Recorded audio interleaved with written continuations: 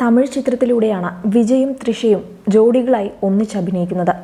ശേഷം തമിഴിലെ hit combo താരങ്ങളായിരുന്നു ഇരുവരും.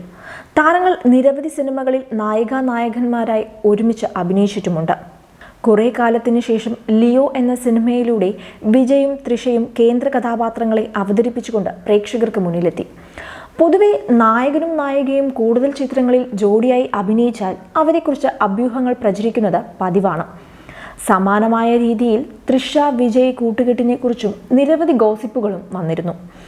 ഇത് കാരണം വിജയുടെ കുടുംബത്തിൽ ഭിന്നതയുണ്ടാകുകയും ഭാര്യ സംഗീത ഇയാളുമായി വേർപിരിഞ്ഞ് താമസിക്കുകയാണെന്നും വരെ കഥകൾ വന്നു. അടുത്തിടെയാണ് വിജയും സംഗീതയും തമ്മിലുള്ള ദാമ്പത്യ ജീവിതത്തിൽ പ്രശ്നങ്ങളുണ്ടെന്ന വിവാദം കത്തിപ്പടർന്നത്.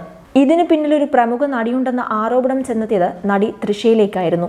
എന്നാൽ പ്രശ്നങ്ങൾ കൂടുതൽ വഷളാവുന്ന തരത്തിലൊരു വെളിപ്പെടുത്തലാണ് സിനിമാ ലോകത്തു നിന്നും ഇപ്പോൾ പൊങ്ങി വന്നിരിക്കുന്നത്.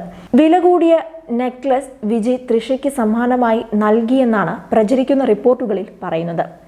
അടുത്തിടെ ഒരു യൂട്യൂബ് ചാനലിന് നൽകിയ അഭിമുഖത്തിലൂടെ പ്രശസ്ത സിനിമാ പത്രപ്രവർത്തകനായ പാണ്ഡ്യൻ താരങ്ങളെക്കുറിച്ചുള്ള ചില രഹസ്യങ്ങൾ വെളിപ്പെടുത്തിയിരുന്നു.